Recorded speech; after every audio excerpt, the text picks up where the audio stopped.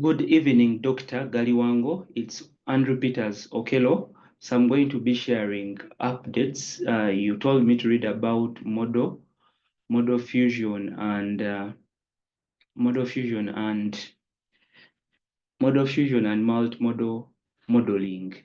So I read about model fusion whereby you like multi-modeling whereby I'm going you use like several machine learning models, and then you can train them separately, then you combine their output, or you can do some data pre-processing for every model, then then you combine that data, and then you pass that data to a model.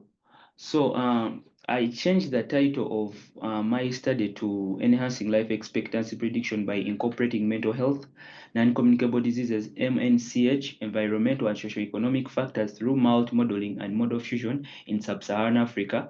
But I need guidance on how to structure and phrase this title so that it can bring out exactly what I'm going to do, because there is research that has been made around life expectancy, like as you can see in the literature review. But most of this research is global. So I'm going to be narrowing down the scope to sub-Saharan Africa, because from research and recent news that there are specific factors that specifically affect people in low-income countries, and especially sub-Saharan Africa. So this study is going to use a number of machine learning and probably deep learning models to try to see how these factors come into play. How do they influence life expectancy? So, like mental health disorders such as depression and anxiety are significant contributors to global burden of disease, yet their role in life expectancy is often under-emphasized. According to Patel, the addressing mental health challenges critical for achieving SDG 3. So another thing is to do with these maternal newborn women who die before they give during birth, or even during the pregnancy period, the environmental factors, the NCDs. So I'm going to be using random forest ensemble, XGBoost, and a number of long short time memory, a number of machine learning models, in order to come up with a better understanding of how these factors affect life expectancy in sub-Saharan Africa. So there is what I Hashem demonstrated that machine learning models such as random forest can effectively predict life expectancy using socioeconomic and health data. However, these models often fail to integrate diverse data modalities or address regional specific factors.